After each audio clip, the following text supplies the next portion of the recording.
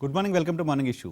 అంతర్వేది వ్యవహారంపై సిబిఐ దర్యాప్తుకు ప్రభుత్వం ఆదేశించింది. ప్రతిపక్షాలు హిందూ ధార్మిక సంస్థలు డిమాండ్ చేస్తున్నాయి ఈ అంతర్వేది రథం దహనం వెనుక కుట్ర ఉంది అని. ఆ కుట్ర వెనుక ఎవరున్నారో తేల్చాలంటూ కుట్ర ఉందనే మాటని ప్రభుత్వం కూడా అంగీకరించింది. కుట్ర చేశారని ప్రభుత్వం కూడా ఆరోపిస్తుంది. కుట్ర జరిగిందని ప్రతిపక్షాలు కూడా ఆరోపిస్తున్నాయి. అయితే కుట్ర చేసింది ఎవరు అనేది తేలాల్సి ఉంది. అది తేల్చే క్రమంలో భాగంగానే సిబిఐ దర్యాప్తుకు ఆదేశించామని ప్రభుత్వం చెబుతోంది. ఈరోజు జనసేన, భారతీయ జనతా పార్టీ, హిందూ ధార్మిక సంస్థలు చెలో అంతర్వేదికి పిలుపునిచ్చాయి.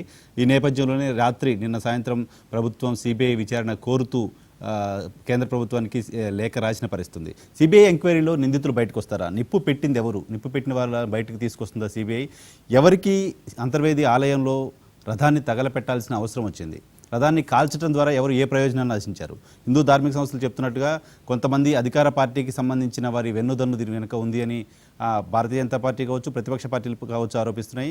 కొన్ని ఎవిడెన్సెస్ కూడా ఉన్నాయని చెప్తున్నాయి. ఆ ఎవిడెన్సెస్ని సిబిఐ దృష్టికి తీసుకెళ్తారా? ఏం జరగబోతోంది? నిప్పు పెట్టిన వాళ్ళ అంతు సిబిఐ తెలుస్తుందా? వాళ్ళని బయటకు తీసుకొస్తుందా అనేది ఈరోజు మార్నింగ్ ఇష్యూలో చర్చిద్దాం. చర్చలో మనతో బయట జాయిన్ అవుతున్నారు జనసేన పార్టీ నుంచి కోసంపూడి శ్రీనివాస్ గారు, ఆ party political affairs committee member. అలాగే టీడీపీ నుంచి రామకృష్ణ గారు, మా ఎమ్మెల్సీ. కాంగ్రెస్ పార్టీ నుంచి అంబటి రామకృష్ణ గారు, అలాగే ఎనలిస్ట్ టి లక్ష్మీనారాయణ గారు మనతో పాటు జాయిన్ అవుతున్నారు. ముందుగా లక్ష్మీనారాయణ గారు, good morning. Good morning. Lakshminarayana గారు, ఏంటి చాలా పార్టీలు డిమాండ్ చేశాయి, హిందూ ధార్మిక సంస్థలు డిమాండ్ చేశాయి, సిబిఐ ఎంక్వైరీకి ప్రభుత్వం ఆదేశించింది. దోషులు దొరుకుతారనుకుంటున్నారా? ఈ మొత్తం వ్యవహారంపై నిజాలు బయటకు వచ్చే అవకాశం ఉందా సిబిఐ ఎంక్వైరీతో?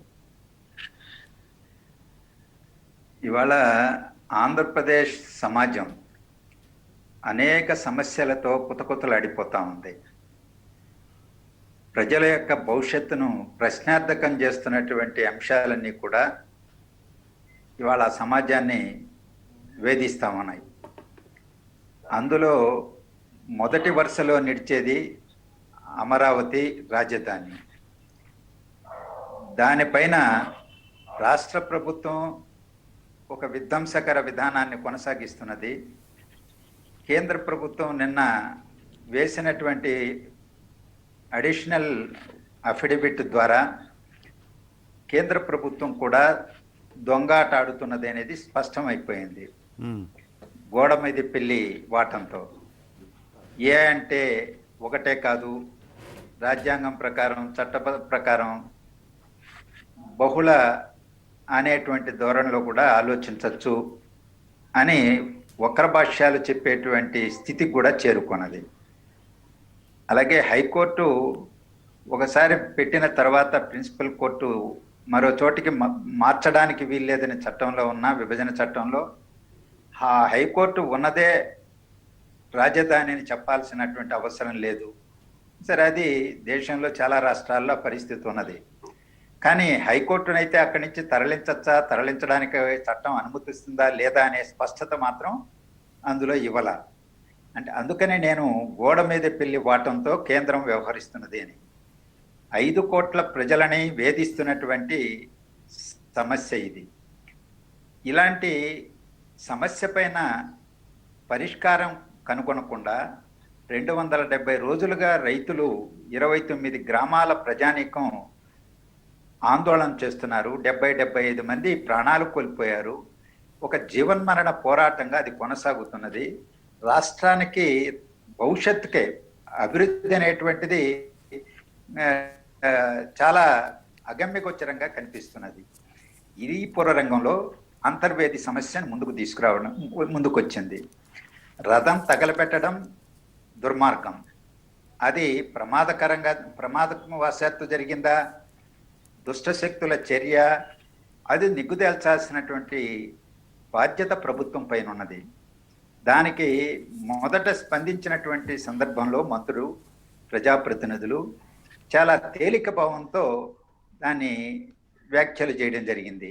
తేనె తుట్టు అక్కడ తేనె తెచ్చుకోవడానికి వెళ్ళారు, పైకి వెళ్ళారు అని ఈ పద్ధతుల్లో. అర్ధరాత్రి పూట ఎవరన్నా తేనె తుట్టే ఇది చేయడానికి పోతారా? అంటే రెచ్చగొట్టేటువంటి, మిస్లీడ్ చేసేటువంటి పద్ధతుల్లో వ్యవహరించారు. అసలు ఈ వ్యాఖ్యలు ఎందుకు చేశారు? నేనన్నట్టు రాజధాని సమస్యనో ఇంకొక సమస్యనో రాష్ట్ర వ్యాప్తంగా వస్తున్నటువంటి సమస్యలను పక్కదారిని పట్టించడానికి ప్రభుత్వంలో ఉండేటువంటి వాళ్ళే కుట్రపూరితంగా వ్యవహరించారా అనుమానం వస్తూ ఉంది. సమస్య ఈరోజు చిన్నది, ఒక రథం తగలబడిపోయింది, దాన్ని నిగ్గుదేల్చాల్సిందే. అలాంటి ఘటనలు తిరుమల తిరుపతి దేవస్థానం మొదలుకొని మత మార్పిడులు చేస్తున్నారు, అన్యమత ప్రచారం చేస్తున్నారు అనేటువంటివి, లేకపోతే ఆర్టీసీ బస్ టికెట్ల పైన కూడా మత ప్రచారానికి సంబంధించినటువంటి ప్రకటనలు వేశారని వివిధ ప్రాంతాల్లో 13 జిల్లాల్లో చిన్నదో పెద్దదో ఇటువంటి సమస్యలు వస్తానే ఉన్నాయి. అలాగే ఒకనాడు మత మార్పులకు సంబంధించి పవన్ కళ్యాణ్ గారు కూడా దుర్గమ్మ పాదాల చెంతనే ఇటువంటి కార్యకలాపాలు చేస్తున్నారని ఆరోపణలు చేసినప్పుడు ఒక పాస్టరు అసలు బాధ్యతారహితంగా విమర్శలు చేయడం జరిగింది, ఎదురుదాడి చేయడం జరిగింది, బూతులు కూడా ప్రయోగించారు. అలాగే మనం చూస్తూనే ఉన్నాం, మానస ట్రస్ట్, సింహాచలం ట్రస్ట్ దాంట్లో మార్చడం, చైర్మన్ మార్చినటువంటి తీరు, జారీ చేసినటువంటి ఉత్తర్వులు ఒకటా రెండా జరుగుతూనే ఉన్నాయి. ఇవన్నీ కూడా ఒక దాని తర్వాత ఒకటి హిందువులను మనోభావాలను దెబ్బకు తీస్తున్నది అనేటువంటిది సహజంగా వస్తున్నటువంటి ఒక సద్విమర్శ. కానీ ఆ సద్విమర్శ ఇప్పుడు కేంద్రంలో బీజేపీ ప్రభుత్వం ఉన్నది, మేమే హిందువులకి పేటెంట్ అని వాళ్ళు చెప్తారు హిందుత్వానికి. అలాంటి సందర్భంలో ఎందుకు నిగ్గుదేల్చలేకపోతున్నారు? వాళ్ళు ఇప్పుడు ఉన్నట్టుండి కళ్ళు తెరిచినట్టుగా అంతర్వేది రథ కాలిన తర్వాత మాత్రమే పూర్తి స్థాయిలో రంగప్రవేశం చేసి అందులో కొత్త అధ్యక్షుడు వీర్రాజు గారు బయటకు వచ్చి ఇవాళ ఆయన ఏదో ప్రకటన చేస్తానే అక్కడేం పెద్ద శాంతి భద్రతలకు విఘ్నం కలిగించే అవకాశం లేదు. హౌస్ అరెస్టులు చేసి హడావుడి చేసి ఒక వాతావరణాన్ని ప్రభుత్వం సో వాంటెడ్లీ డైవర్ట్ చేసే టాక్టిక్స్ లో భాగంగా ఇదంతా జరుగుతుంది అనుకుంటున్నాను. నేను ఎందుకో ఈ కుట్ర కోణం కూడా సిబిఐకి రాష్ట్ర ప్రభుత్వం అప్పగించింది, మంచిది. అది హైకోర్టు న్యాయమూర్తి పర్యవేక్షణలో జరిగితే, ఎందుకంటే సిబిఐ కూడా ఈరోజు అంత విశ్వసనీయత లేదు. అందువల్ల ఒక సిట్టింగ్ న్యాయమూర్తి ఆధ్వర్యంలో, నియంత్రణలో లేదా పర్యవేక్షణలో ఈ అన్ని ఘటనలు, రాష్ట్రంలో జరుగుతున్నటువంటి మతపరమైనటువంటి అన్ని ఘటనల్ని, ఒక అంతర్వేది ఘటన వరకే కాకుండా అన్ని ఘటనలు కూడా ఇచ్చేసి ఒక సమగ్ర విచారణ చేసి ఆ సమాజంలో శాంతిని నెలకొల్పాల్సినటువంటి, మత సామరస్యతను నెలకొల్పాల్సినటువంటి, మత ఘర్షణలకు అవకాశమే లేకుండా చేయవలసినటువంటి బాధ్యత ఉన్నదని నేను అనుకుంటున్నాను. Right sir, right sir. Ramakrishna గారు, good morning. Good morning sir. Ramakrishna గారు ఏకీభవిస్తారా? లక్ష్మీనారాయణ గారు కొత్త పాయింట్ తీసుకొచ్చారు. వాళ్ళకి గుడ్ మార్నింగ్ అండి. Good morning sir. కొత్త పాయింట్ తీసుకొచ్చారు. అమరావతి ఇష్యూని సైడ్ ట్రాక్ చేయడం కోసం కావచ్చు, లేకపోతే అంతర్వేది ఇష్యూలో మాత్రమే ఎందుకు భారతీయ జనతా పార్టీ ఇంత ప్రొయాక్టివ్గా ఉంది అని సిబిఐ ఎంక్వైరీలో మిగతా దేవాలయాలపైన, మిగతా ఆలయాలకు సంబంధించి ఇప్పటివరకు జరిగిన అపచారాలపైన, దాడులపైన, దహనాలపైన కూడా విచారణ జరగాలి అనే డిమాండ్. నరసింహారావు ఇప్పుడే కాదు, ఎప్పుడైనా ఒక ప్రాబ్లము ఈ రాష్ట్ర ప్రభుత్వానికి వచ్చినప్పుడు దాని మీద ప్రజలు దృష్టి సారించకుండా, దాని మీద చర్చించకుండా డైవర్షన్ పాలిటిక్స్ అనేది ఫస్ట్ నుంచి చేస్తూ ఉంది. ఇది కొత్త కాదు ఈ ప్రభుత్వానికి. ఇవాళ నిన్న మనం చూసాం, చాలా ఆశ్చర్యంగా మూడోసారి ముచ్చటగా అదనపు అఫిడవిట్ అనేటటువంటి పేరుతోటి అమరావతి రాజధానికి సంబంధించి కేంద్ర ప్రభుత్వం మరొక అఫిడవిట్ ఇచ్చింది. ఈ అఫిడవిట్లో ఏం చెప్పారు? మళ్ళా చరివిత చరణంగా మూడోసారి ఒక కొత్త విషయాన్ని తీసుకొచ్చారు. ఏమిటది?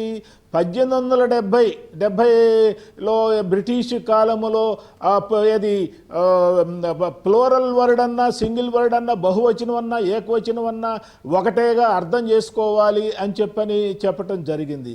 కానీ నాకు అర్థం కావట్లేదండి, ఈ ముక్క విభజన చట్టంలో ఎందుకు చెప్పలేదు? విభజన చట్టం తయారు చేసినటువంటి వాళ్ళు పార్లమెంట్లో ఆమోదించినప్పుడు ఏది సెక్షన్ 6 19(4) 19(3) దగ్గర ఈ విషయాన్ని జోడించి బ్రాకెట్లో రెఫరెన్స్ టు విత్ ఎజంప్షన్ అని చెప్పని పెట్టి, భవిష్యత్తులో ఇటువంటి వివాదం ఏదన్నా వస్తే ప్లోరల్ అన్నా సింగులరే, సింగులర్ అన్నా ప్లోరల్లే అని చెప్పని మనం అర్థం చేసుకోవాలి అని చెప్పని ఆ సామాన్యుడు కూడా అర్థమయ్యేటట్టు దాంట్లో ఎందుకు పేర్కోలేదు? మొట్టమొదట అఫిడవిట్ వేసినప్పుడు చెప్పలా, రెండోసారి అఫిడవిట్ వేసేటప్పుడు చెప్పలా, మూడోసారి అఫిడవిట్ వేసేటప్పుడు అంటే నాలుగోసారి అఫిడవిట్ వేసేటప్పుడు ఇంకేం చెప్తారో అని చెప్పని జనం ఎదురు చూస్తూ ఉన్నారు. ఇంకంటే తవ్వుతా ఉన్నారు అన్నమాట. ఏంటి విషయాలు ఏమున్నాయి అంటే ఈ అమరావతి రాజధానిని చంపేయటంలో కేంద్ర ప్రభుత్వం పాత్ర డైరెక్ట్గా ఉంది అని నేను చెప్పను, కానీ అమరావతి విషయంలో మా జోక్యం లేదు అని చెప్పడానికి ఈ కేంద్ర ప్రభుత్వం ఎందుకని దారులు వెతుకుతుంది అనేటటువంటి సందేహం మనకు వస్తుంది. చాలా స్పష్టంగా నిన్న వాళ్ళే ఏది ఒక 94-93 కింద మేము కేంద్ర ప్రభుత్వం నిధులు ఇస్తుంది, శాసనసభకి శాసన మండలికి ఇతర భవనాలు కట్టుకోవడానికి నిధులు ఇస్తుంది అని చెప్పని చాలా స్పష్టంగా 25,500 కోట్లు ఇచ్చాము. ఒక 500 కోట్లు గుంటూరుకి, 500 కోట్లు విజయవాడకి ఇచ్చాము. మిగతా 1,500 రాజధాని ఏ రాజధానికి ఇచ్చారండి? అమరావతి రాజధానికి ఇచ్చారు కదా. మహారాష్ట్రలో ఉన్నటువంటి అమరావతికి ఇవ్వలేదు కదా. అమరావతిలో రాజధాని కట్టారు అనేటటువంటి ఆ రోజు బీజేపీ ప్రభుత్వం తెలుగుదేశం పార్టీ తోటి ఉన్న విషయం తెలుసు, ఇద్దరు మంత్రులు కూడా ఉన్నటువంటి విషయం తెలుసు కదా కేంద్ర ప్రభుత్వానికి. దానికి కండిషన్ ఏం లేదు, రాజధాని అక్కడే ఉంటుందంటే మేము డబ్బులు ఇస్తామని చెప్పలేదు కదా. రాజధాని కోసం ఇచ్చాం, రాజధాని ఎక్కడ పెట్టుకోవాలనేది రాష్ట్ర ప్రభుత్వం ఇష్టం, ఎన్ని పెట్టుకోవాలని అనేది రాష్ట్ర ప్రభుత్వం ఇష్టం. కేంద్రం వేసిన అఫిడవిట్, కేంద్రం చెప్తున్నమాట.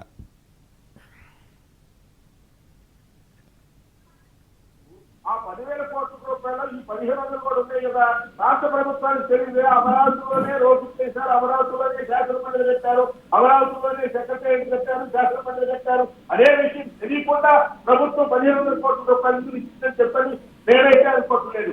వాళ్ళే చెప్పినట్టుగా కేంద్ర ప్రభుత్వం చెప్పినట్టుగా రాష్ట్ర ప్రభుత్వానికే రాజధాని నిర్ణయంలో పాత్ర ఉంటుంది అని చెప్పినది. అయిపోయింది, రాజధాని నిర్ణయం అయిపోయింది, రాష్ట్ర ప్రభుత్వం నిర్ణయించింది. అంటే రాష్ట్ర ప్రభుత్వం మారినప్పుడల్లా, రాజు మారినప్పుడల్లా ప్రతిసారి రాజధాని మారుస్తారు అని చెప్పి మార్చుకోవడానికి అవకాశం ఉంది అని చెప్పండి. విభజన చట్టంలో ఏమైనా చెప్తారా? చెప్పలేదు కదా. ఆ ముక్క దాంట్లో చెప్పారు చెప్పండి.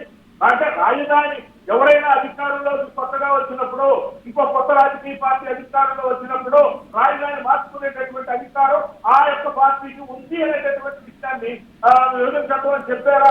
చెప్పలేదు కదా. ఆల్రెడీ రాజధాని యొక్క నిర్ణయం అయిపోయింది, 6 సంవత్సరాల పరిపాలన సాగింది. కాబట్టి ఇవాళ మళ్ళా ఇటువంటి విషయాల ముందుకు తీసుకురావటువంటిది కరెక్ట్ కాదు అనేటటువంటి నా యొక్క ఉద్దేశం. మరొకటి ఏంటంటే మీరు ఇదంతా మొట్టమొదటి లేవనెత్తినటువంటిది అంతర్వేది చాలా మతపరమైనటువంటి అంశం. ఇవాళ హిందువుల యొక్క మనోభావాలు దెబ్బతిన్నాయి.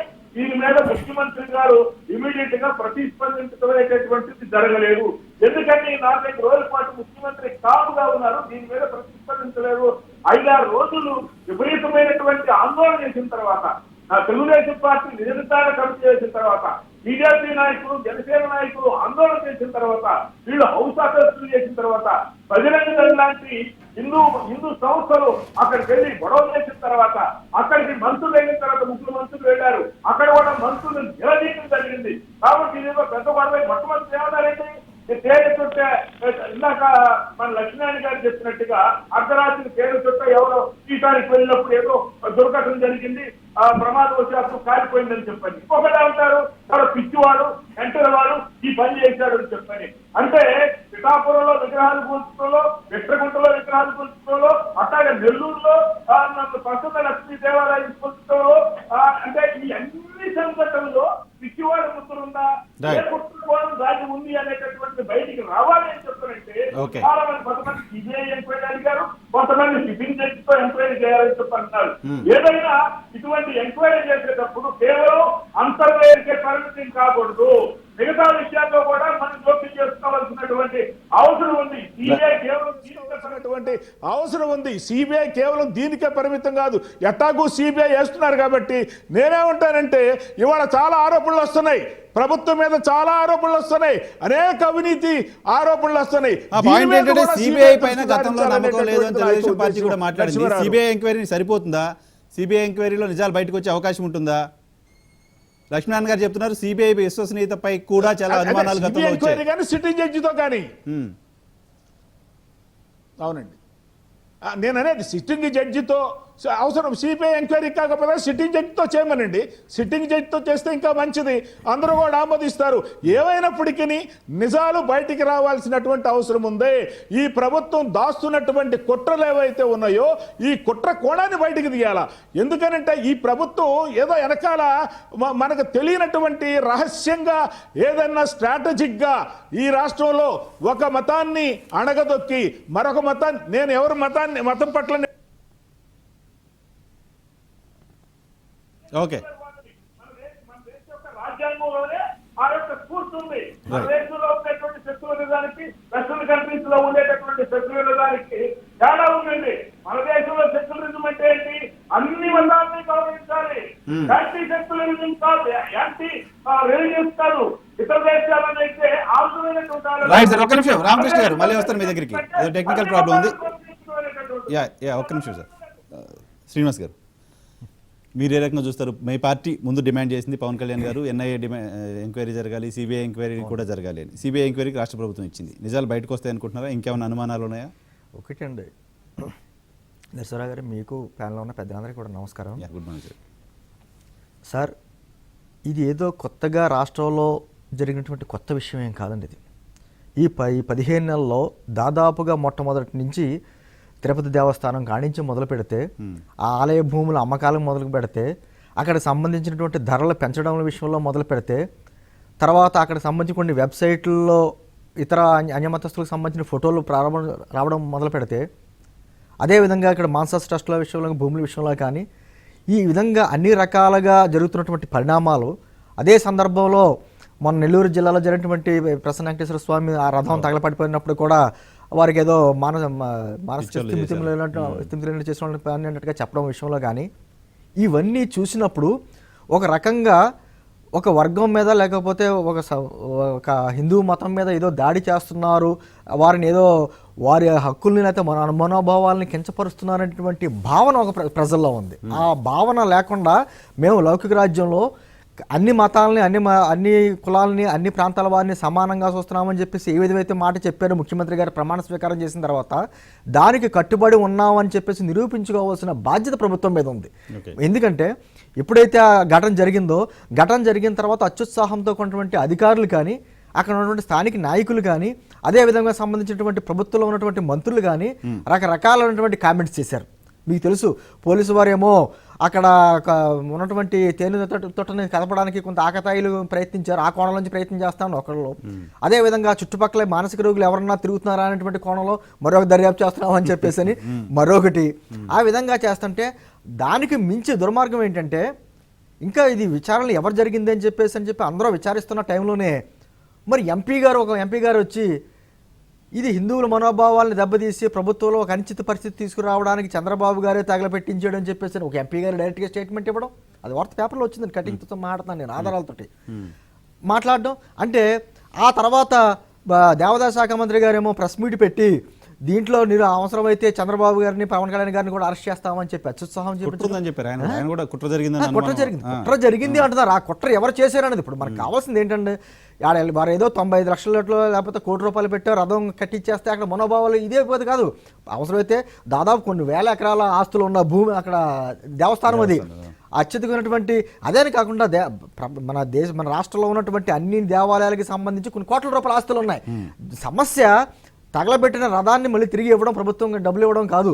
అసలు ఆ చేసిన పని కుట్రపూరితంగా జరిగిందా, లేకపోతే ఆకతాయి పనులు కుర్రలు చేసిన పని ఏంటి అనేది ఆ కుట్ర కోణంలో ఉన్నటువంటి వెనుకున్న భాగాన్ని వెలికి తీసి, నిజంగా కుట్ర ఉంటే కావాలని చేసి సమాజంలో ఏమన్నా అలజడి సృష్టించడానికి ఎవరన్నా చేస్తుంటే ఆ చేసిన వారిని అరెస్ట్ చేసి వారి దగ్గర నుంచి ఏమన్నా వసూలు చేసే విధానం ఉంటే ఆ విధానం వసూలు చేసి, అది ప్రొసీజర్ అంటే. అది కాకుండా ప్రజల సొమ్మునే తిరిగి ప్రజలకు ఇవ్వడం వీళ్ళకి అలవాటు కాబట్టి ఆ విధంగా 95 లక్షలు ఇచ్చేస్తాం అని ఒకలంటే, ఒక ఆయన ఏమో దానికి ఇన్సూరెన్స్ ఉందని చెప్పేసి ఒక రకంగా మాట్లాడతారు. ఎవరు మాట్లాడినా ఇప్పుడు ఏమవుతుందంటే, హిందూ సమాజం మా మనోభావాలు దెబ్బతీస్తున్నారు, మా దేవస్థానానికి సంబంధించిన ఆస్తులు కానీ ఏదైనా కానీ అవన్నీ కూడా అన్యాక్రాంతం అవుతున్నాయి, ఆ భూముల్ని కూడా తీసుకెళ్లి మళ్ళీ ఇళ్ల స్థలాలకి వాటికి వెళ్ళి రకరకాలుగా డైవర్ట్ చేస్తున్నారు. అదేవిధంగా దేవస్థానాలకు ఇచ్చినటువంటి విరాళాలు కావచ్చు, భూములు కావచ్చు, ఒక విధమైనటువంటి ఆ దేవాలయ అభివృద్ధికి ఇస్తారండి ఎవరన్నా. వాటిని ప్రభుత్వం స్వాధీనం చేసుకుని రకరకాలుగా ఇతర కార్యక్రమాలకు డైవర్ట్ చేస్తున్నటువంటి భావన ఉంది కాబట్టి మేము జనసేన పార్టీకి మేము అన్నాం ఇది ఒకటే కాదు, గతంలో జరిగింది పింక్ డైమండ్ గుండి విషయంలో జరిగింది, రమణ దీక్షితులు గారు ఆ రోజు చాలా విషయాలు మాట్లాడారు, వాటి మీద కూడా విచారణ జరగాలి. అదేవిధంగా దేవాలయ సంబంధించినటువంటి అన్ని అన్యాక్రాంతమైన భూముల మీద విచారణ జరగాలి.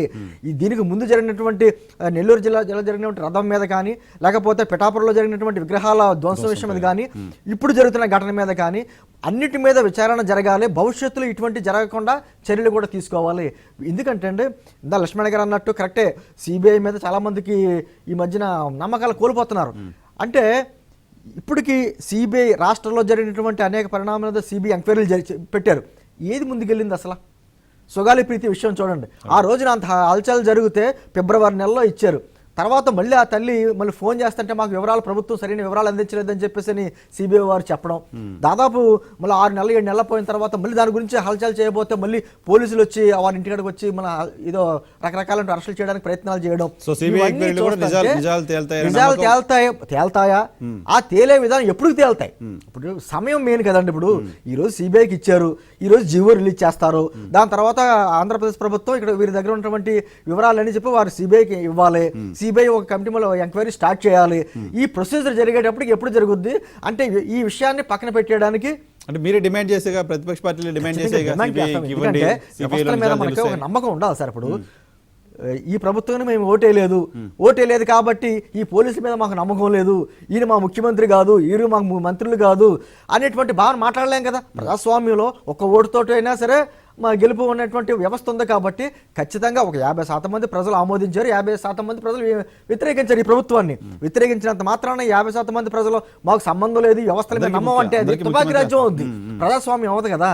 అందుకని ఏమిటంటే సిబిఐ మీద విచారణ జరగాలని మనం కోరుకుంటున్నాం తప్ప అది విచారణ త్వరగా జరగాలి, వేగవంతంగా నిందితులు ఎవరైతే ఉన్నారో వాటి మీద కఠినమైన శిక్షలు పడాలని చెప్పేసి అంటే మనం కోరుకుంటున్నాం. అదేవిధంగా సిట్టింగ్ జడ్జితో కూడా విచారణ జరిగితే ఇంకా మంచిది. ఎంత వేగంగా రామకృష్ణ గారు రైజ్ చేసినట్టుగా, లక్ష్మీనారాయణ గారు చెప్పినట్టుగా మీ పైన మీ పార్ట్నర్ పార్టీ పైన ఈ పర్టికులర్ ఇష్యూలో భారతీయ జనతా పార్టీ ఇంత హడావుడి చేస్తుంది. ఒక పక్క ఏమో అమరావతి మాకు సంబంధం లేదు రాజధాని ఇష్యూ అంటూ హైకోర్టులో అఫిడవిట్ వేసింది.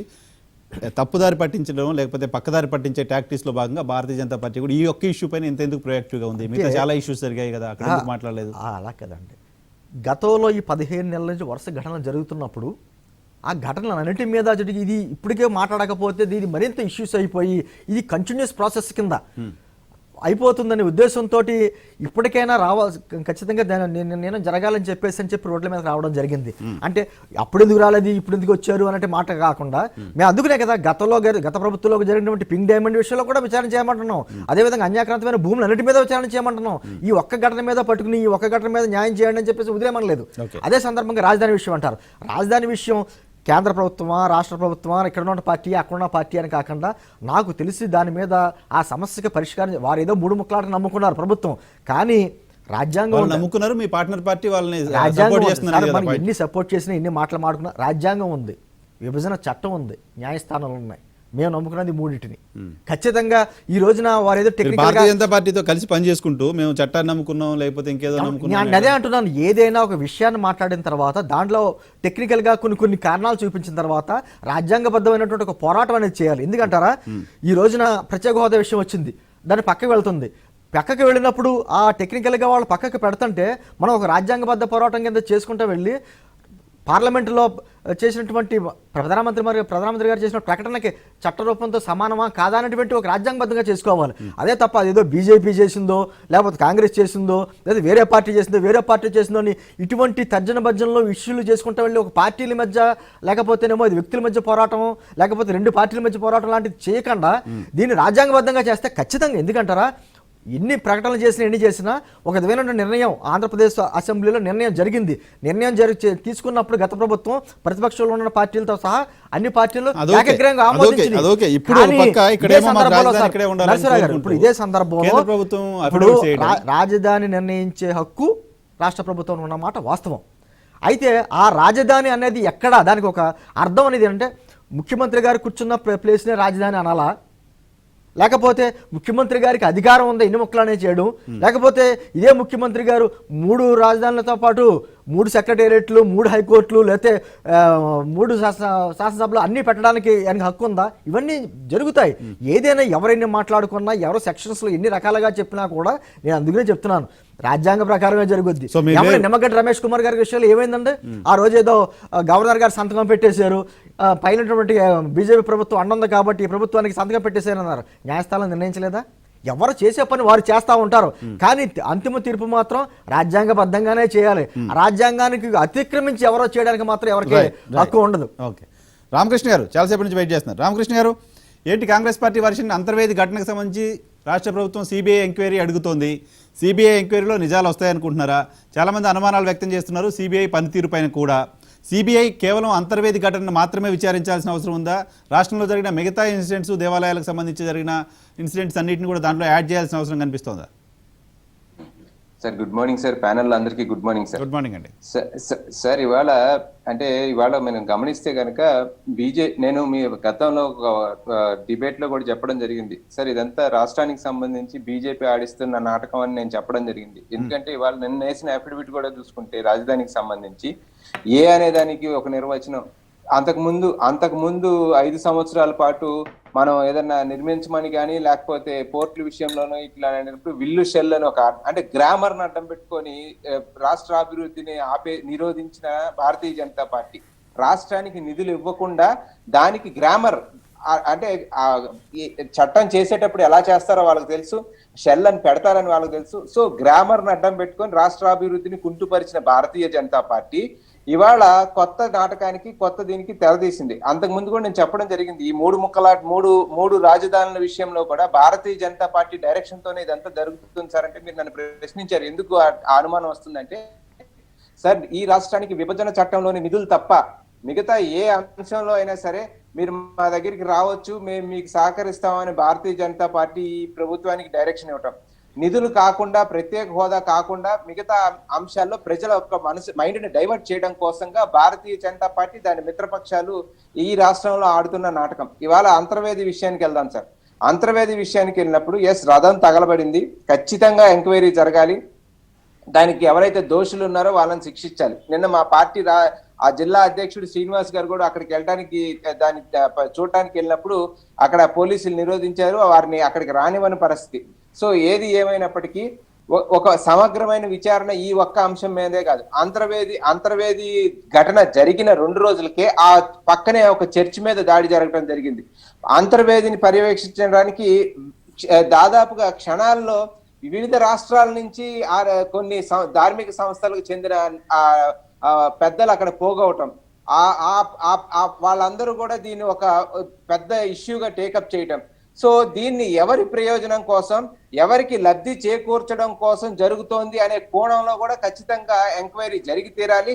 ఈ ప్రభుత్వం వచ్చిన తర్వాత లేదా ఇంకా అవసరం ఉంటే గత ప్రభుత్వంలో కూడా ఏదైనా పొరపాట్లు జరిగి ఉన్నప్పుడు ఎంక్వైరీ చేయాలి అనేది అన్ని పార్టీలు కోరుతున్నాయి. అయితే ఇక్కడ సిబిఐ విశ్వసనీయత పైన అక్కడ ఆ ప్యానెల్లో ఉన్న పెద్దలో నేను మాట్లాడటం కాదు, సిబిఐ డైరెక్టర్లు, సిబిఐ జాయింట్ డైరెక్టర్లే సిబిఐ విశ్వసనీయత మీద మనకి బయటకు వచ్చి వాళ్ళు మాట్లాడడం జరిగింది. సో సిబిఐ పైన అంత విశ్వసనీయత లేని ఈ పరిస్థితుల్లో సిబిఐ ఎంక్వైరీ చేయమని డిమాండ్ చేశారు, ఇప్పుడేమో సిబిఐ ఎంక్వైరీకి ఆదేశిస్తే సిబిఐ పై నమ్మకం లేదని ఎట్లా మాట్లాడతారు? ఎవరు అడిగారు సార్? సిబిఐ చాలా పార్టీలు, హిందూ సంస్థలు అడిగాయి, చాలా పార్టీలు అడిగాయి. ఎస్, అందుకే వస్తున్నా సార్, అందుకే వస్తున్నా. చాలా పార్టీలు అడిగినాయి, హిందూ సంస్థలు అడిగినాయి. ఇవాళ సిబిఐ ఎవరి జేబు సంస్థగా ఉంది అనేది మనకు అర్థం అవుతున్న ఈ తరుణంలో సిబిఐకి వచ్చి కేంద్రం నుంచి ఇక్కడ ఎంక్వైరీ చేసిన పరిస్థితుల్లో అది ఎవరికి మేలు చేయబోతోంది? లేని విద్వేషాలు ఈ రాష్ట్రంలో రెచ్చగొట్టేదానికి ఎవరి జేబు సంస్థ అనేది ఆస్థానా చెప్తాడు, సిబిఐ జాయింట్ డైరెక్టర్ చెప్తాడు, సిబిఐ డైరెక్టర్ చెప్తాడు ఎవరి జేబు సంస్థగా మారింది అనేది. సో అటువంటి పరిస్థితుల్లో ఈ సిట్టింగ్ జడ్జితో సిబిఐ పర్యవేక్షణతో, ఇందాక లక్ష్మీనారాయణ గారు చెప్పినట్టుగా సిట్టింగ్ జడ్జితో పర్యవేక్షణలో ఇది ఎంక్వైరీ జరగాలి తప్ప, లేకపోతే ఈ రాష్ట్రంలో మునుపెన్నడూ సరే మీరు అనుకున్నట్లుగా సిబిఐ కేంద్ర సరే మీరు ఓపెన్ అవ్వట్లేదు, నేను చెప్తున్నాను సిబిఐ కేంద్ర ప్రభుత్వం కన్సర్న్లో పనిచేస్తుంది అని చెప్పి అనుకుంటే కూడా భారతీయ జనతా పార్టీ హిందూయిజానికి, హిందుత్వానికి మేము ఒక ఐకాన్ అని చెప్పుకుంటున్న పార్టీ, హిందువులకు సంబంధించిన హక్కులు, దేవాలయాలకు సంబంధించిన హక్కులు, దేవాలయాలకు సంబంధించిన ఆస్తులను ప్రొటెక్ట్ చేస్తున్నామని చెప్తున్న పార్టీగా ఆ పార్టీ కూడా ఈ విచారణ నీరుగారుస్తుందా? ఎవరి నిందితులో తెలుసుకునే ప్రయత్నం చేయదా? సిబిఐ పైన అటువంటి ప్రెజర్ తీసుకురాదా? సిబిఐ పైన అటువంటి ప్రెషర్ తీసుకురావచ్చా? అసలు రాజకీయ లబ్ధి పొందడానికి ఏమన్నా ఎవరు చేశారు? అందులో ఆ రాజకీయ లబ్ధి కోసం నిందితులను తప్పించి వారికి అనుకూలంగా నివేదికలు ఇచ్చే అవకాశం ఉందా? ఇక్కడ ఒక కోణం లేదు నరసింహారావు గారు, రకరకాల కోణాలు ఉన్నాయి. తర్వాత ఈవేళ భారతీయ జనతా పార్టీ ఏది 1982 తర్వాత పెట్టుకున్న భారతీయ జనతా పార్టీ ఇవాళ వాళ్ళు ఈ రోజు వచ్చి హిందూ ధర్మానికి వాళ్ళేదో పరిరక్షకులుగా, అంతకు ముందు వేల సంవత్సరాల నుంచి ఉన్న హిందూ ధర్మం ఇప్పుడు 82 వరకు ఈ దేశంలో అడ్రస్ లేనట్టుగా, వీళ్ళు వచ్చిన తర్వాత ఆ మతం మొత్తం పరిరక్షించబడుతున్నట్టుగా ఒక అభూత కల్పన ఏదైతే సృష్టిస్తున్నారో దానికి బలం చేకూర్చే విధంగా ఏమైనా నివేదికలు వచ్చే అవకాశం ఉంది. కాబట్టి నిష్పక్షపాతంగా రావాలి నివేదిక అంటే సిట్టింగ్ జడ్జితో ఎంక్వైరీ జరిపించాలి అనేది స్పష్టంగా మాట్లాడుతుంది. తర్వాత ఇంకో విషయం కూడా ఇవాళ అంతర్వేది పరిసర ప్రాంతాల్లో నిన్న మా వాళ్ళు వెళ్ళినప్పుడు పరిసర ప్రాంతాల్లో అక్కడ నాయకులు చర్చించుకుంటున్నారు. ఆ గుడి ఆలయ చరిత్ర తీసుకున్నప్పుడు ఆలయ చరిత్రకు సంబంధించి ఆలయ చరిత్ర మొత్తం 2 బీసీ కులాలకు సంబంధించింది. ఇవాళ ఒకటి యాదవ, 2 అగ్నికుల క్షత్రియ. ఇవాళ ఆ 2 కులాలు అక్కడ ఉన్న అక్కడ ఆ పరిసర ప్రాంతాల్లో ఎక్కడా కూడా ఆలయంలో ప్రముఖ పాత్ర పోషిస్తున్న తరుణం కనపడట్లేదు. వాళ్ళ పాత్ర ఏమైపోయింది, ఎవరు పాత్ర తీసుకున్నారు ఇక్కడ అనేది కూడా ఇవాళ అక్కడ పరిసర ప్రాంతాల్లో ఉన్న ప్రజలు చర్చించుకుంటున్నారు.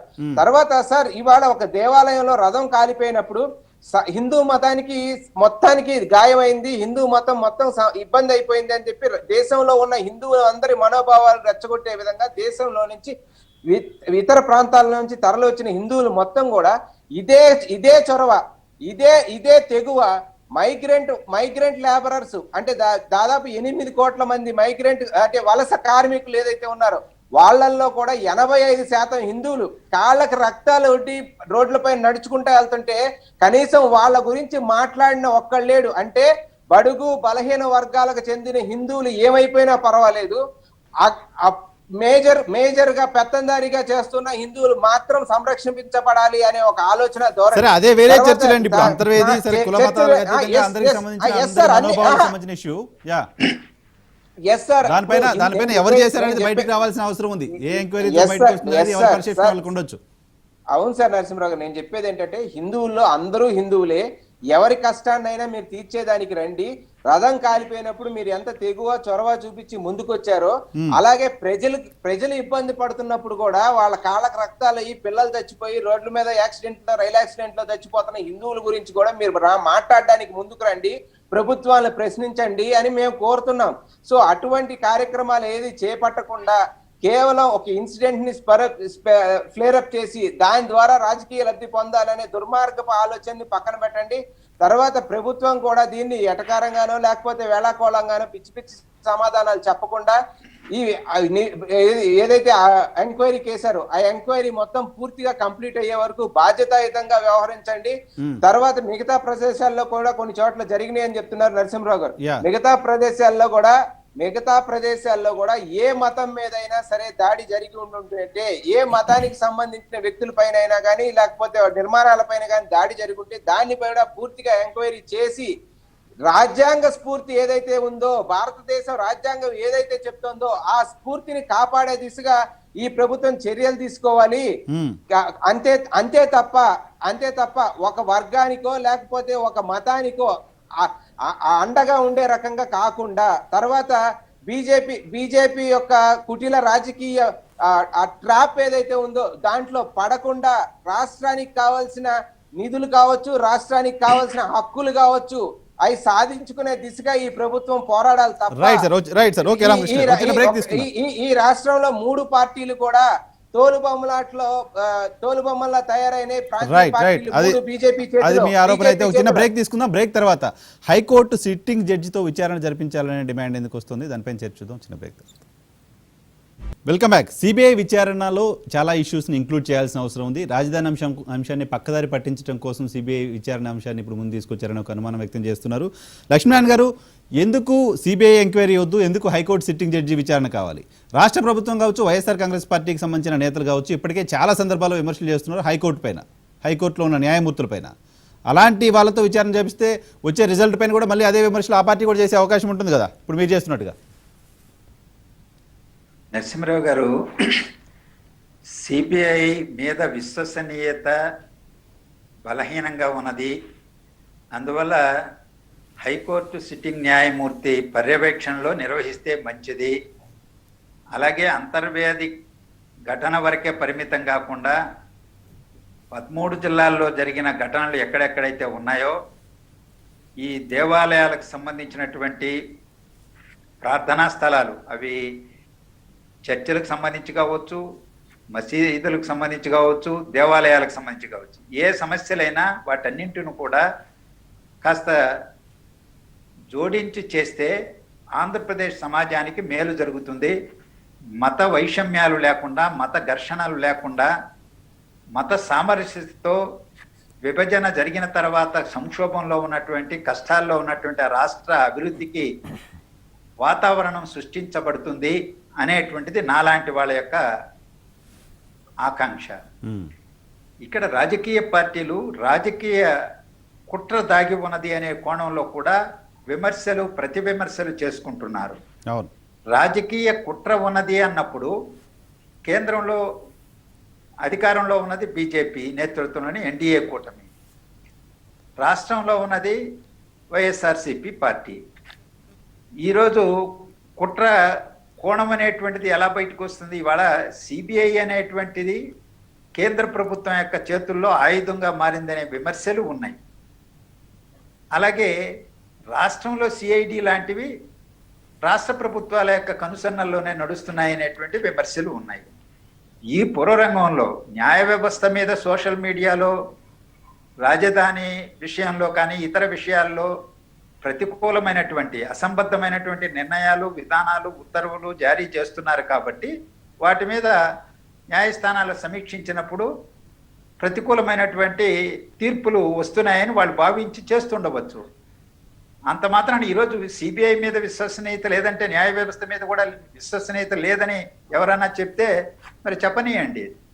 నేనంటున్నది న్యాయ వ్యవస్థ మీదనే భరోసా ఈరోజు ప్రజలకు ఉన్నది. ఈరోజు దేశం మొత్తంగా కూడా రాఫెల్ దానికి సంబంధించి చూడండి, లాంగ్వేజీ అక్కడ కూడా లాంగ్వేజే.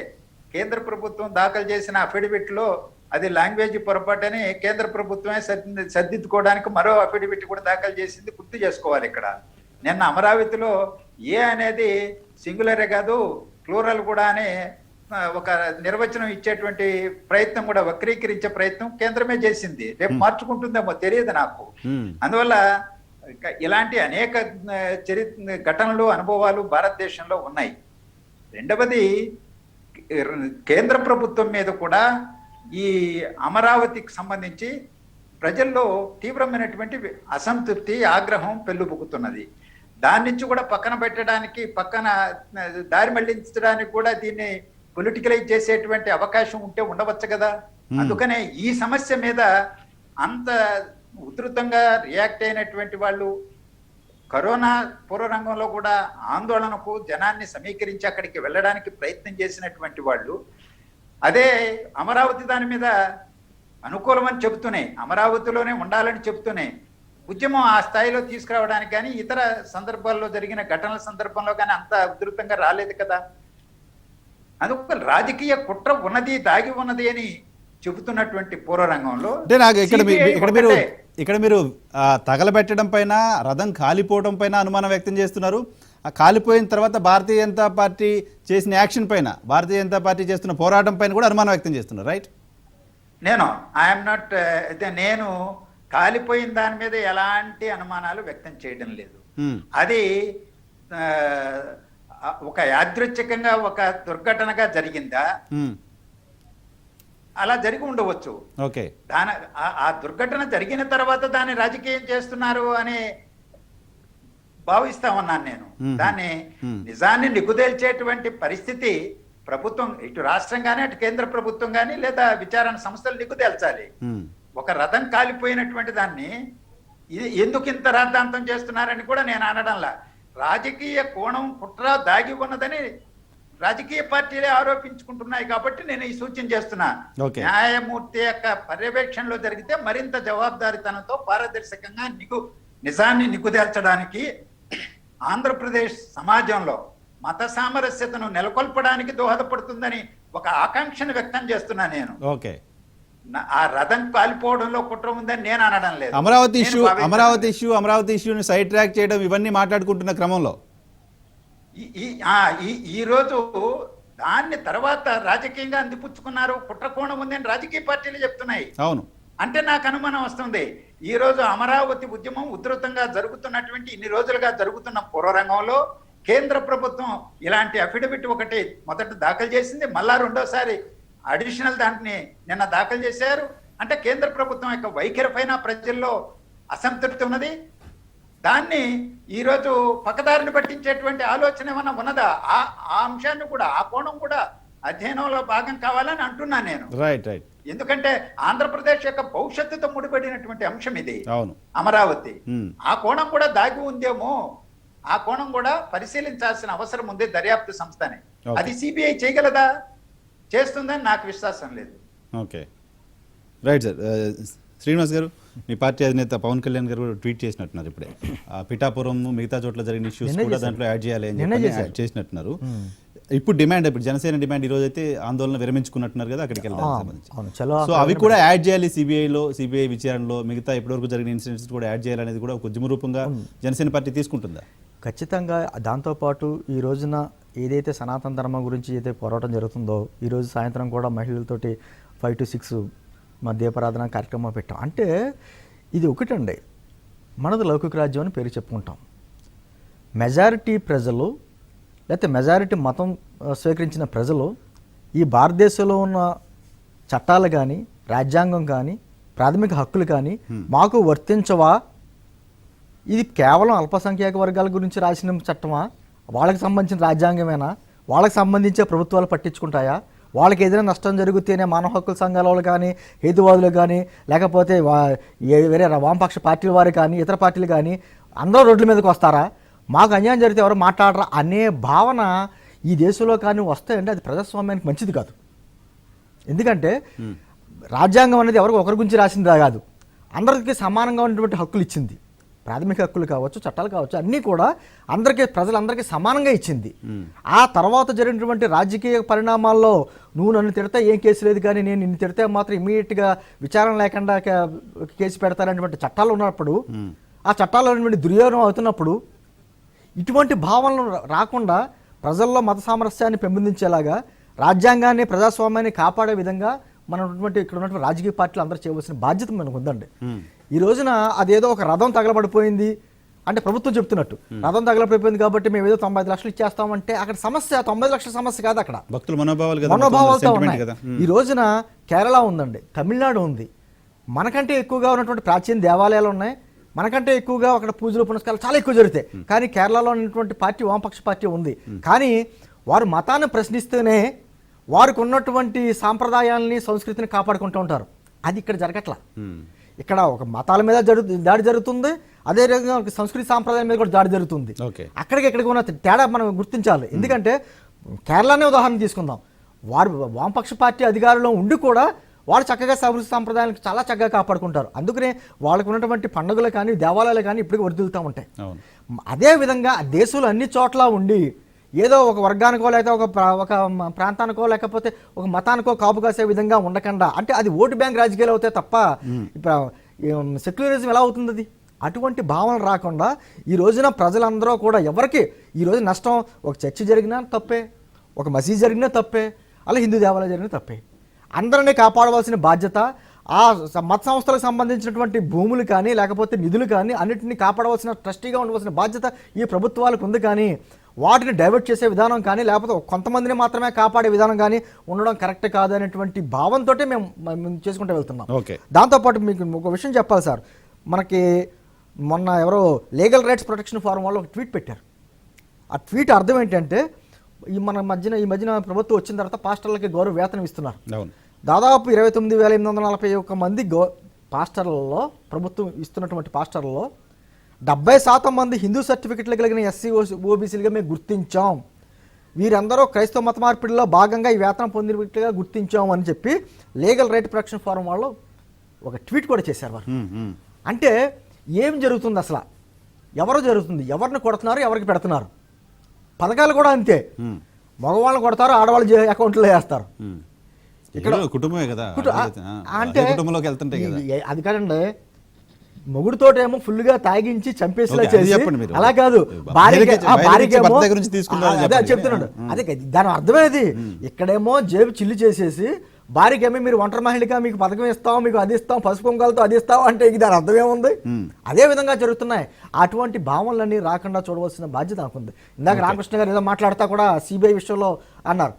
అసలు ఈ దేశాన్ని ఎక్కువగా పరిపాలించినటువంటి Congress party, Congress bureau of ఇన్వెస్టిగేషన్గా పేరు పొందని చెప్పి గతంలో అనేకటువంటి కేసుల్లో ఉన్నటువంటి పార్టీ ఈ రాష్ట్ర విభజన చేసినప్పుడు భార్యాభర్తలు విడిపోతేనే భరణం ఎవరికి ఇవ్వాలి, పిల్లలు ఎవరి దగ్గర ఉండాలి, ఆస్తులు ఎలా పంచుకోవాలని చెప్పేసి అని ఒక నిర్ణయాలని చెప్పి విడదీసేటువంటి చట్టాలు ఉన్నటువంటి ఈ దేశంలో మేము విడదీసేస్తున్నాం, మీరు తాయిలాలు ఇచ్చేసాం, తన్నుకు చావండి అన్నటువంటి విధంగా విభజన చట్టాన్ని తయారు చేసిన కాంగ్రెస్ పార్టీ మరి ఈ రోజున రామకృష్ణ చెప్పింది ఏంటంటే రాష్ట్ర ప్రభుత్వం విభజన చట్టం ప్రకారం రాష్ట్రానికి రావాల్సిన హక్కులు, రాష్ట్రానికి రావాల్సిన నిధుల గురించి పోరాడట్లేదు.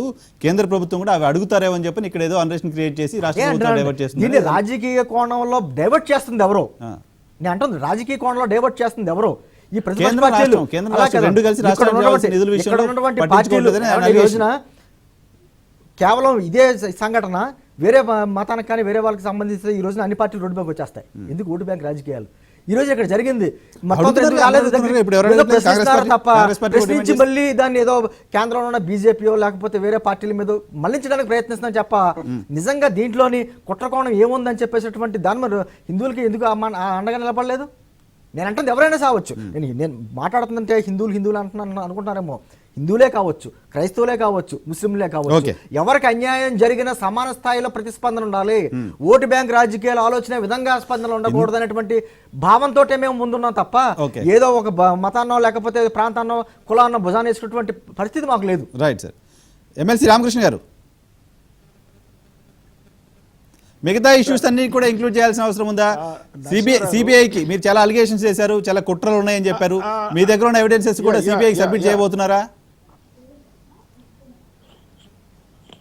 అలా కాదు. ఇప్పుడు మీరు ఇందాక అడిగినటువంటి ప్రశ్నతో పాటు రెండు విషయాలు నేను చాలా క్లుప్తంగా చెప్తానండి. Please sir. ఒకటేంటంటే ఎందుకని సిట్టింగ్ జడ్జి తోటే విచారణ జరిపించాలి అంటే, ఇవాళ మనం ఈ గత 15 నెలలుగా ఈ రాష్ట్ర ప్రభుత్వం చేస్తున్నటువంటి పరిపాలనలో అమరావతి రైతులు పడుతున్నటువంటి ఇబ్బందుల విషయంలో కానీ, ఇంగ్లీష్ విషయంలో కానీ, అలాగే నిమ్మగడ్డ రమేష్ విషయంలో కానీ, లేకపోతే అధికారులు సస్పెండ్ చేసేటటువంటి విషయంలో కానీ, ఏ విషయంలోనైనా కూడా మనకు న్యాయం చేసింది ఎవరు, మన హక్కులను కాపాడింది ఎవరు అని చెప్పారంటే న్యాయస్థానం కాపాడింది. ఎవరు కూడా సిబిఐ దగ్గరకు వెళ్ళలేదు, సిబిఐ మనల్ని కాపాడలేదు. అందుకని ఇవాళ న్యాయస్థానం మీద ఒక నమ్మకం ప్రజల్లో ఏర్పడింది, నాయకుల్లో ఏర్పడింది, పార్టీలో ఏర్పడింది. నేను అనుకుంటున్నా అందుకనే ఇవాళ సిట్టింగ్ జడ్జితో మనం విచారణ చేపిస్తే మనకి న్యాయం జరుగుతుంది అనేటటువంటి విశ్వాసం బలపడిందని చెప్పని నేను అనుకుంటున్నా.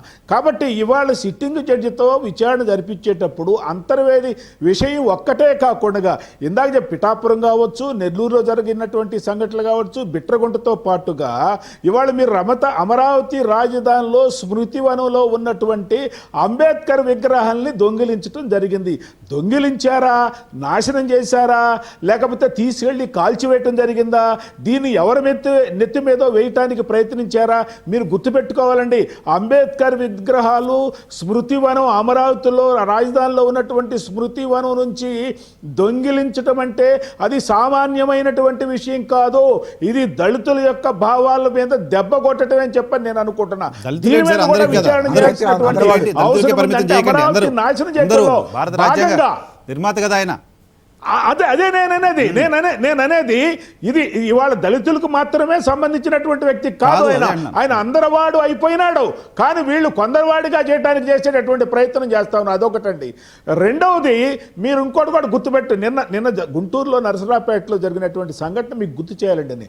సోమరా నాయక్ అనేటటువంటి ఒక నాదెండ్లో పీసీ ప్రైమరీ హెల్త్ సెంటర్లో పనిచేస్తున్నటువంటి డాక్టరు, ఆయన చేసిన నేరం ఏంటండి? ఆర్టికల్ 19 వాక్ స్వాతంత్రం ఇచ్చిందండి. అది డాక్టర్, వైద్యుడైనా, పిల్లవాడైనా, అడల్ట్ ఎవరైనా సరే మనం ప్రశ్నించేటటువంటి హక్కు ఉంది కదండి. కలెక్టర్ అయినంత మాత్రం ఆయన అడిగింది ఏంటంటే 60 సంవత్సరాలు దాటినటువంటి వ్యక్తిని మన ప్రభుత్వాల్లో హాస్పిటల్లో తీసుకోవట్లేదండి, వెనక్కి పంపిస్తున్నారండి, మీ రికమెండేషన్ ద్వారా వాళ్ళకి కొద్దిగా న్యాయం చేయండి అని అడగటం తప్పండి. నువ్వు అడుగుతావా కలెక్టర్ని, ధైర్యంగా ఇట్లా అడుగుతావా అని చెప్పని అరెస్ట్ చేయమని చెప్పానంటూ ఒకసారి ఎంత కలెక్టర్ అయితే మాత్రం ఆ విధంగా అనొచ్చండి. నిన్న ఆ సమస్య పోయింది కాబట్టి మనకి ఇబ్బంది లేదు, లేకపోతే మనం దాన్ని కూడా ఇవాళ సిబిఐ ఎంక్వైరీ చేయాలి. ఇంకొక విషయం నేను చెప్తానండి, అరెస్ట్ చేశారు, ఏం చేస్తారండి సారీ చెప్పగా? సారీ చెప్పక ఏం చేస్తారండి? జరగబెట్టేటువంటి సంఘటన ఊహించాడు పాప ఆయన, సారీ చెప్పక ఏం చేస్తాడు? ఇప్పుడు సుధాకర్ కూడా చివరికి జగన్మోహన్ రెడ్డి దేవుడు అని చెందినటువంటి. ఇంకొక విషయం చెప్పాలండి, చాలా ఇంపార్టెంట్. మొన్న జగన్మోహన్ రెడ్డి గారు హిందుస్థాన్ టైమ్స్ కి ఇంటర్వ్యూ ఇచ్చాయండి. దాంట్లో ఏం ఇక అమరావతి గురించి మాట్లాడేది ఏముంది అన్నాడు ఆయన. అంటే అంతకుముందు అమరావతి రాజధానికి ఏకగ్రీవ తీర్మానంలో చేసినప్పుడు ఆయనకు ఆ విషయం తెలియదండి, నాకు అర్థం కాదు. ఇంకా ఆయన చిన్న నగరాలు, పెద్ద నగరాలు మనకు అవసరం లేదు, ఇండస్ట్రియలైజేషన్ ద్వారా, అర్బనైజేషన్ ద్వారా జీడిపి పెరుగుతుంది, పెరగటం అనేటటువంటిది కరెక్ట్ అయినటువంటిది కాదని చెప్పనంటూ ఆయన స్కాండినేవియన్ కంట్రీస్ గురించి చెప్పాడండి. ఏ కంట్రీస్ గురించి? నార్వే గురించి, డెన్మార్క్ గురించి, నెదర్లాండ్స్ గురించి, ఐస్లాండ్ గురించి. ఆయనకు అసలు సరైనటువంటి అవగాహన ఉందో లేదో నాకైతే తెలియదు, ఎందుకంటే ఆ కంట్రీస్ పర్యటించినటువంటి వాడుగా నేను చెప్తున్నాను. అవన్నీ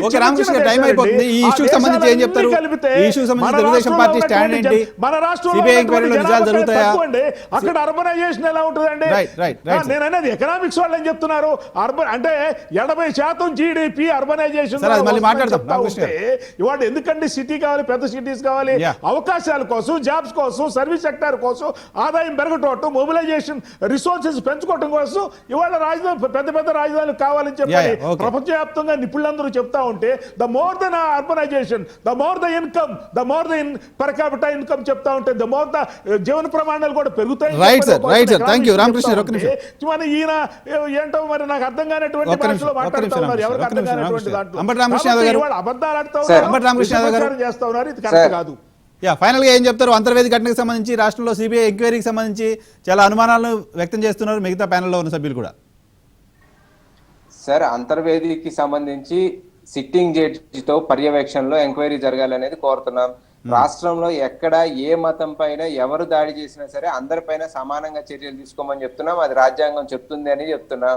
అదే విధంగా బలంగా ఉన్నవాడిని వదిలేసి బలహీనంగా ఉన్నవాడిని పోషించడం కోసమే రాజ్యాంగం అని ప్రశ్నించే వారికి, బలహీనంగా ఉండేవాడికి ఒక చెయ్యి అందించి ఒక ముద్ద ఎక్కువ పెట్టి వాడిని కూడా బలంగా సమానంగా రైట్ టు ఈక్వాలిటీ అనేదాన్ని రాజ్యాంగం సూచించింది. కాబట్టి బలహీనుడికి ఒక చెయ్యి అందించి పైకి తీసుకురమ్మని ఆ రాజ్యాంగంలో చెప్పిన దాన్నే చెప్తున్నాం తప్ప కొత్త సూచనలు ఏమి చేయటం లేదు. తర్వాత ఈ మతం అనేది, మతంకి సంబంధించిన విద్వేషాలు అనేవి ఈ రాష్ట్రంలో ఇంత మటుకు లేని ఒక కొత్త సాంప్రదాయాన్ని ఎవరు మతాధారితంగా రాజకీయాలు చేస్తారు, ఎవరు ఆధారితంగా పెరిగారు అనే వాళ్ళు ఒకసారి మనం విశ్లేషించుకొని వాళ్ళకి అవకాశం ఇవ్వకుండా రాష్ట్ర అభివృద్ధి కోసం, ఇందాక శ్రీనివాస్ గారు చెప్తున్నారు తాంబూలాలు ఇచ్చాం తన్నుకు సావండి అంటే, తాంబూలాలు ఇచ్చేటప్పుడు ఇచ్చింది కాంగ్రెస్ పార్టీ, పుచ్చుకుంది బీజేపీ పార్టీ, ఇద్దరం ఉన్నాం. ఆ బీజేపీ పార్టీతో మీరు ఇవాళ అంటగాగుతూ ఇవాళ ఆ చట్టం అనేది అద్భుతంగా ఉందా లేదా అనేది ఒకసారి చదువుకొని, ఆ చట్టంలో రాసినవన్నీ ఈ రాష్ట్రానికి వస్తున్నాయా లేదా అనేది చూసుకొని, రాష్ట్రానికి కావాల్సిన బీజేపీతో కొట్లాడి తేలేక బీజేపీని వెనకేసి వచ్చే పరిస్థితిగా రాష్ట్రంలో ఉన్న ప్రాంతీయ పార్టీలు తయారైన తర్వాత ఈ రాష్ట్ర పురోభివృద్ధికి చాలా తీవ్ర ఆఘాతం కలిగే పరిస్థితి ఉంది. అది కాకుండా రాష్ట్ర ప్రజలు, రాష్ట్ర క్షేమం కోరే ఎవరైనా సరే ఆ విభజన చట్టాన్ని నిలబెట్టి బీజేపీని అడిగి సాధించుకురాగలిగినప్పుడు ఇటువంటి మత రాజకీయాలకి, విద్వేషాలకి, దుర్మార్గాలకి ఈ రాష్ట్రంలో తావు లేకుండా పోయే అవకాశం ఉంది. అదే విధంగా కంక్లూడింగ్ గా చెప్తున్నాం, కాంగ్రెస్ పార్టీ తరఫున ఏ మతాన్నైనా సరే, ఏ ఆచారాన్నైనా సరే, ఏ సిద్ధాంతాన్నైనా సరే సమపాళ్లలో గౌరవించుకుంటూ అందరినీ కాపాడాల్సిన బాధ్యత రాష్ట్ర కేంద్ర ప్రభుత్వాల పైన ఉంది అనేది కాంగ్రెస్ పార్టీ తరఫున మేము సూచించదలుచుకున్నాం. Right sir, thank you very much Ramakrishna గారు. సిబిఐ ఎంక్వైరీ చాలా హిందూ సంస్థలు డిమాండ్ చేసే సిబిఐ ఎంక్వైరీ వేస్తున్నాం అంటూ ప్రభుత్వం డీజీపీ కేంద్రానికి లేఖ రాశారు. సిబిఐ ఎంక్వైరీ జరగబోతోంది అంతర్వేది ఘటనకు సంబంధించి. అయితే ఈ ఘటనలో అంతర్వేది ఒకే ఇష్యూని పరిమితం చేయకుండా ఇప్పటివరకు జరిగిన మొత్తం అంశాలను కూడా దాంట్లో ఇంక్లూడ్ చేయాల్సిన అవసరం ఉంది అనేది రాజకీయ పార్టీలు చేస్తున్న డిమాండ్. అంతేకాదు సిబిఐ విశ్వసనీయతకు సంబంధించి చాలా రాజకీయ పార్టీలు చాలా సందర్భాల్లో అనుమానాలు వ్యక్తం చేసిన నేపథ్యంలో సిట్టింగ్ జడ్జితో విచారణ జరిపిస్తే మరింత తొందరగా మరిన్ని వాస్తవాలు వెలుగు చూసే అవకాశం ఉంది ఇలాంటి అభిప్రాయాలు వ్యక్తం చేస్తున్నారు. చూడాలి సిబిఐ రంగంలోకి వస్తే నిజమైన దోషులు బయటకు వస్తారా, ఏం జరగబోతుంది అనేది. చాలా రాజకీయ పార్టీలు ఆరోపణలు చేసిన నేపథ్యంలో వాళ్ళ దగ్గర ఉన్న ఎవిడెన్సెస్ కూడా సిబిఐకి ఇవ్వాలని కోరే అవకాశం ఉంటుంది, వాళ్ళకి నోటీసులు ఇచ్చే అవకాశం కూడా ఉంటుంది. ఆ విషయాన్ని ఇప్పటికే కొంతమంది మంత్రులు చెప్పకనే చెప్తున్నారు. ఎవరైతే ఆరోపణలు చేసిన రాజకీయ నాయకులు ఉన్నారో వాళ్ళకి నోటీసులు ఇస్తామని. గతంలో అలాంటి ఎగ్జాంపుల్స్ కూడా ఉన్నాయి కాబట్టి రాజకీయ పార్టీలు కూడా సిబిఐ నోటీసులు ఇవ్వబోతుందనే చర్చ కూడా జరుగుతుంది. ఏం జరగబోతుందో చూద్దాం. అంతర్వేది నిందితుల్ని సిబిఐ పట్టుకోవాలని మనం అంతా కూడా కోరుకుందాం. ఇది వాటి మార్నింగ్ ఇష్యూ. మార్నింగ్ ఇష్యూలో పార్టిసిపేట్ చేసిన లక్ష్మీనారాయణ గారికి, అంబటి రామకృష్ణ యాదవ్ గారికి, ఎమ్మెల్సీ రామకృష్ణ గారికి, కోసంపూడి శ్రీనివాస్ గారికి ధన్యవాదాలు. చూస్తూనే ఉండండి ఏబీఎన్ ఆంధ్రజ్యోతి.